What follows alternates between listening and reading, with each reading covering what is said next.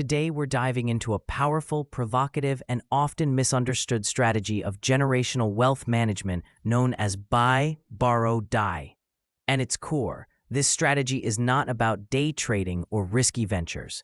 It's a sophisticated method of maximizing the value of an appreciating asset portfolio, specifically to allow that portfolio to grow tax-free, provide liquidity for the owner, and transfer to the next generation without triggering the immediate capital gains tax a sale would. It sounds complex, but it boils down to three simple, strategic steps that form a closed-loop system of wealth preservation.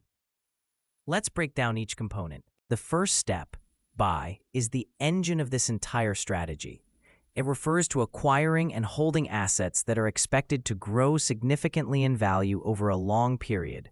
Think real estate, stocks, closely held business interests, or other capital assets. The crucial concept here is that these assets are never sold during the owner's lifetime.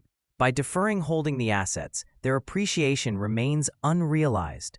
This is key because under current U.S. tax law, you only pay capital gains tax when you sell an asset for a profit. As long as the assets are held, the growth, no matter how large, is tax deferred. The portfolio grows and compounds freely, shielded from the capital gains taxes that would otherwise erode the returns. This step is a commitment to a long-term, buy-and-hold philosophy, focusing on high-quality, appreciating assets that can serve as excellent collateral down the road. This sustained growth is the foundation that enables the next step, borrow. This is the most ingenious part of the strategy, the part that generates cash flow for the asset owner without triggering a tax event. It's the borrow component.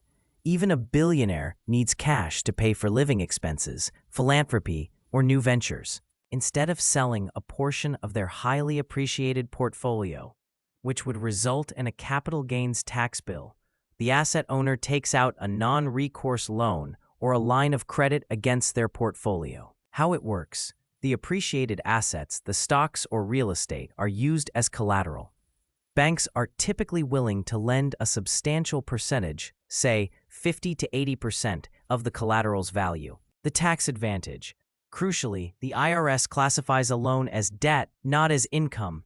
Therefore, the cash received from the loan is entirely tax-free. The owner has successfully monetized their wealth without selling their asset and without paying any capital gains tax. The repayment. How is the loan repaid? Often, the interest payments are simply covered by the income or dividends generated by the very assets used as collateral. The principal, however, is generally not paid off during the owner's lifetime. The final and most crucial step for the next generation is die. This is the moment when a powerful provision in the U.S. tax code known as the step-up in basis comes into effect. When an asset owner dies, the cost basis of their assets is stepped up to the fair market value as of the date of death. The impact. Imagine an asset was originally purchased for $1 million, and due to appreciation, it's now worth $10 million. The original cost basis was $1 million.